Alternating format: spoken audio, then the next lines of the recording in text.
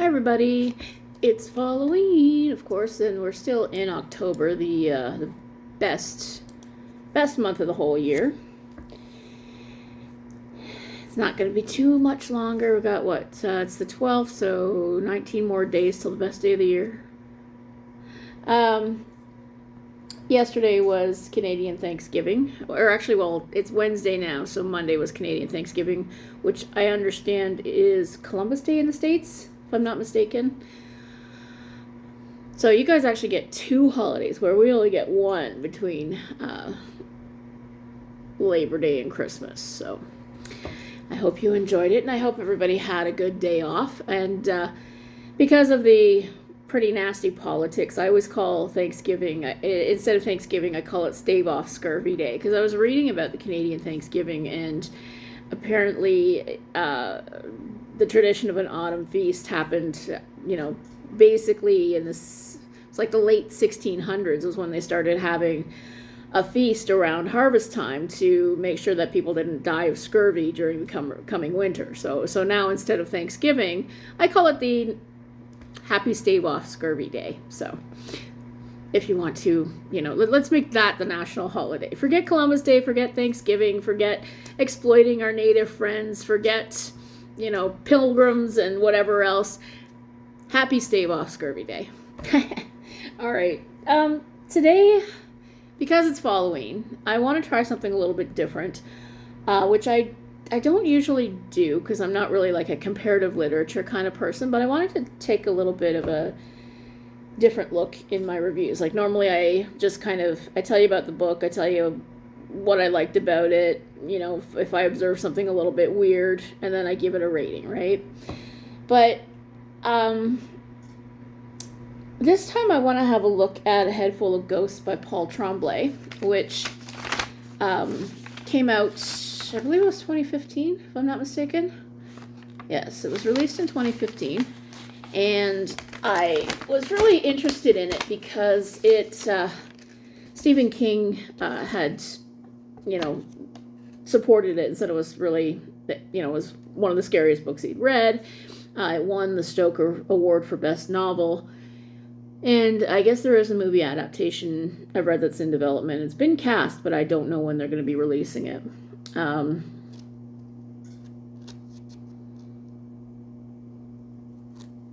can't read my own handwriting. There's my notes on it, but yeah. So anyway, it's about this family. You've got 14-year-old Marjorie. She's your basic surly teenager. And her younger sister, 8-year-old Meredith, and they call her Mary. And their father loses his job, and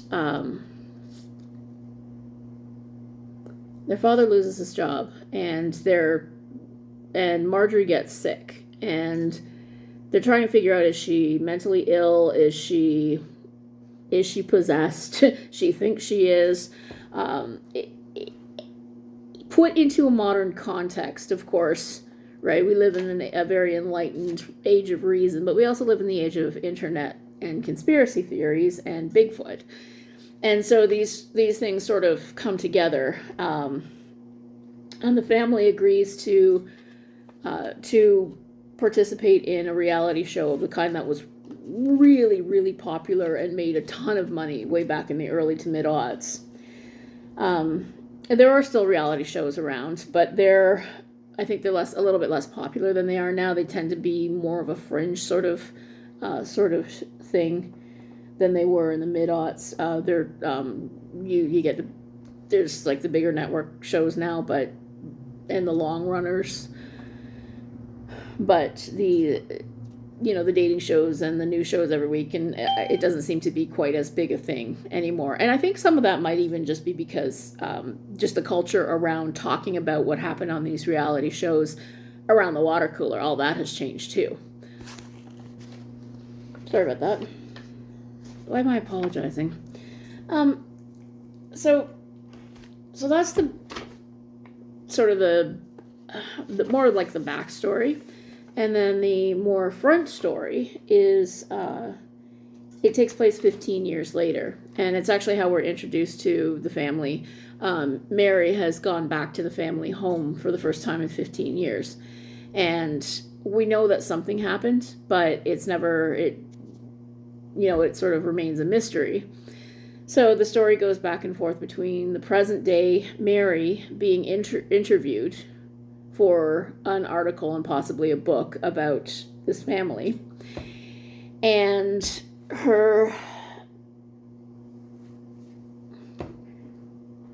then the flashbacks to her family. And then there's a third level, which is a series of blog entries talking about horror, talking about, exorcist type literature and movies, and describing what happens in the episodes of the show. Now, and so we, as with a lot of this type of story, and it's not like a super common trope, but it does happen. But we do have a few stories that we can compare to, obviously, The Exorcist, Rosemary's Baby, The Omen, that sort of thing, where you have this sort of demonic child that they have to figure out what to do with. And it is also a look at a family falling apart, mostly due to poverty, and then trying to come out of poverty, but what they're doing actually makes things worse. Because Marjorie admits to Mary at one point that she got on the internet and started looking about symptoms of possession, and she thought, if they could have this reality show, they might be able to make some money. But it's never really clear if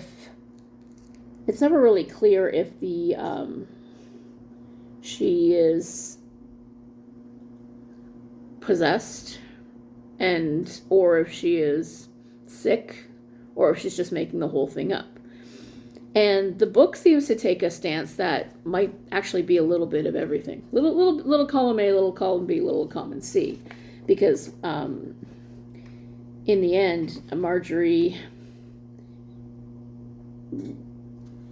just gets worse and worse. And there are things that she can't really fake, right? So due to the money from the show, they start to have food again, but the father starts to become more and more religiously zealous, and he makes this weird cross, and he tries to respond to Westboro Baptist Church, and all these strange things happen through the course. I'm not gonna talk too much about the plot of the book.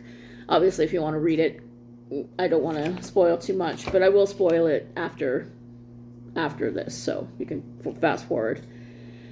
So we do eventually find out on the very last page, and so I'm going to give this one 4 out of 5 stars, but kind of just barely. I really struggled with this one because of the framing devices. I hate framing devices. I've made it very clear I hate framing devices. And the reason, and I've always said this, is horror works best when it is tight, it's intimate, it's suspenseful, and you're not removed from the story too much. I mean, even in the past tense, well, they survived, or somebody survived to tell the story, right? So in order to keep that suspense going, it has to be well structured. And using too many framing devices takes you out of it. It takes me out of it. And what I found frustrating about the framing devices, first knowing, okay, Mary survived, but what happened? But second was also this constantly self-conscious, well, haha, nudge, nudge, wink, wink. We know about horror movies. Yeah, we know we're like this other horror movie here. Oh, I'm just going to come right out and say it. And that sort of, TV tropes calls it lampshade hanging. Like if there's something that's very obviously a trope that you're using, you put a lampshade over it and it becomes part of the scenery, right? Sorry, I was distracted there. And so the framing device, we spend a lot of time discussing how much we know about other movies, other horror stories, And I felt that detracted from some of the emotional impact of this one.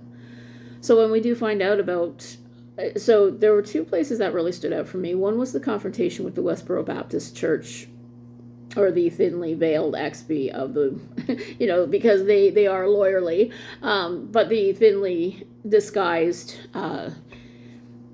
fictional version of this group. And so the father's confrontation with them could have been very emotionally impactful.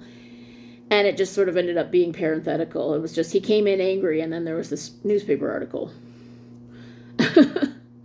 I found that really frustrating. And then when we found out what happened to the family, I mean, we've spent the entire book wondering what happened, and then we get not even barely half a page, and then suddenly it's off to the next framing device, and it was really frustrating. And I found that it just, it pulled me out of the most emotional parts of the book, or what could be the most emotional parts of the book, or should have been the most emotional parts of the book. And yet we spent all this time blah blah blahing about blogs and other shows, and I don't know, I was really frustrated with it. It's not that it's a bad book, it's just that it's too, for me, it was very self-conscious. Now, people who enjoy that sort of meta commentary and so on really appreciated the book. It was very well received. And obviously it won a Stoker Award, so what do I know, right? So where I want to kind of deviate is after I read the book, after I read Head Full of Ghosts, there was an article over on Lit Reactor, and there was this guy, and he wrote a really strange article comparing Head Full of Ghosts to the children's book Ramona and Her Father by Beverly Cleary. And his premise was that the story was about a little girl who was around, I think Mary was 8, and I think Ramona was 7 or 8 during the events of the book. Her father loses his job as Mary's father loses the job. The family sort of, the mother has to take on most of the financial burden. There's a surly teenager, and he claimed that there were just so many parallels. It had to have influenced the book. And I commented that that's a pretty poorly reasoned argument. And he said, well, he just wanted to write about Ramona and her father. And I'm thinking, and I was thinking, like, if you want to compare books, don't compare books that are so wildly different and then try to, push them together. Compare books that have some similarity or that relate to each other in some way. And Paul Tremblay said that if anything influenced the writing of the book, it was We Have Always Lived in the Castle by Shirley Jackson, which I then read next, but I'm going to give this one 5 out of 5 stars. I really, really, really enjoyed it.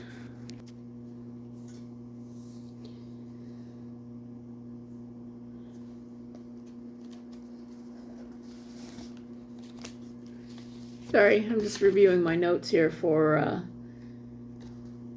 We've Always Lived in the Castle by Shirley Jackson. And okay, so We've Always Lived in the Castle is just a delightful book. I really enjoyed it. I haven't seen the movie version of it yet.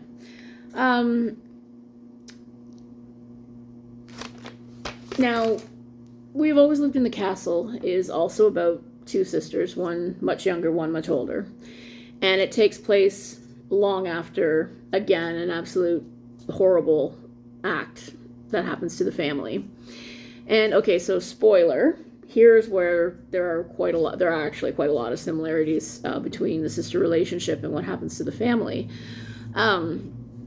So the main character is named Mary Cat, or Mary Catherine, but they call her Mary Cat.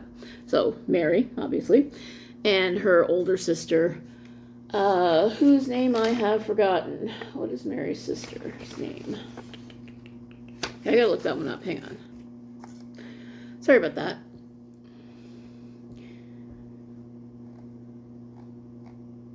So, Mary lives with her sister, and her sister's name is Constance. I had to look that one up because I couldn't remember.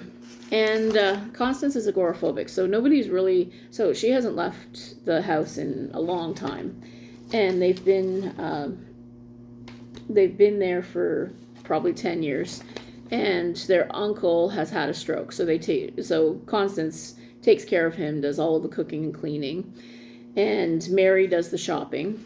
And doesn't really say how they make their money. Don't know how they keep themselves. I don't know, maybe there was some kind of... There's something about the setup that has this kind of gothic feel to it. And a lot of gothic tropes deal with families who used to have a lot of money, but they've all kind of gone to seed, and they're just barely scrambling along in poverty, but they still have this big rambling crazy house, and they're all these nutso family members. So that's kind of what this book has the feel of. There's these two girls, and they're just kind of living in this crumbling old house, and they're with their ailing stroke victim uncle. And Mary goes and she does the shopping, but the townspeople absolutely hate her. They hate most of them, or they hate both of them. And the reason they hate both of them is that their whole family, their mother, their father, they all died they all died from poisoning. And Constance was accused of the crime, but she didn't do it, and she got off, but everybody still thinks she did it, right? There just wasn't enough evidence to convict her.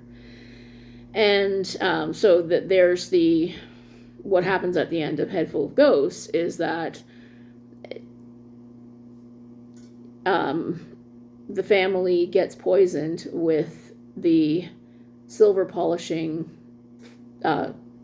fluids that Mary's father has been using to polish up this weird crucifix that he's got. And the only reason that Mary lived was that it was in the tomato sauce, and she doesn't put sauce on her noodles. She only likes noodles with butter. And so she's the only one that doesn't eat the poisoned spaghetti. So likewise, Constance is the only one at the dinner who doesn't die because there's arsenic in the sugar, and she doesn't put sugar on her berries, right? So there's a very definite parallel here. And we go through the whole process of the story, the whole plot, and Mary she knows everybody hates her, and she knows everybody hates Constance, but they don't have enough proof for anything, so they don't care.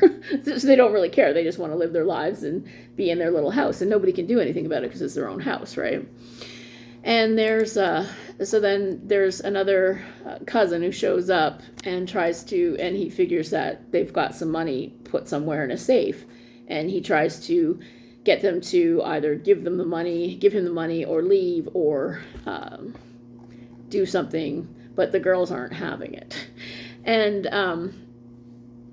I appreciated it because my sister and I are considered the creepy outcast weirdos in my neighborhood, and my neighbors absolutely despise us. I've gotten death threats written on the wall. My car's been vandalized. I mean, it's like living in a damn funhouse. And the really crazy thing is, I don't go out. Like my sister and I, we don't really go out. We don't do anything. My sister isn't agoraphobic like Constance, but she never leaves the house. And I go out to work and occasionally go shopping, and the rest of the time I spend in bed because I'm in pain all the time. So to put all of this insane, criminal mastermindery on us and then to freak out about it and like call property management and call the cops and everything else that they do. It's just so bizarre the way that people that don't like people they don't like behave and lose their minds, right? And I think that's what really resonated with this story. So after a while, the townspeople decide to come after the girls with, their basic torches and pitchforks, and they start to burn down the house. And the girls escape the house, but they sit there and they have to basically watch while their house gets trashed and their stuff gets stolen and broken, and the girls just kind of sit there and they're like, well, now what are we gonna do? But what's interesting about it is that at one point the uncle, who by the end of it has a heart attack and passes away, he says that the girls are actually dead and have been dead the whole time. So there's also this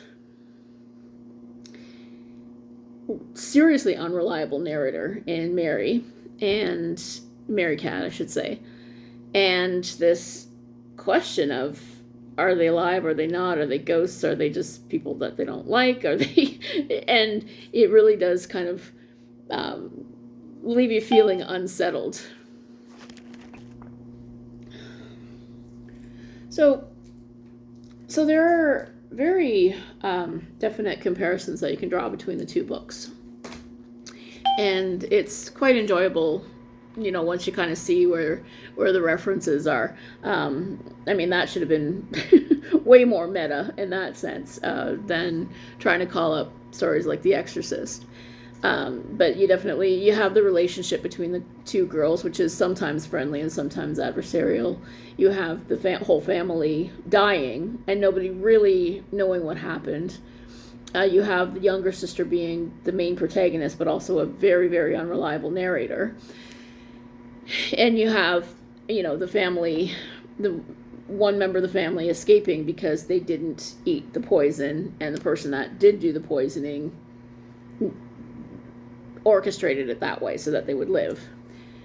And then you also have the persecution from the townspeople.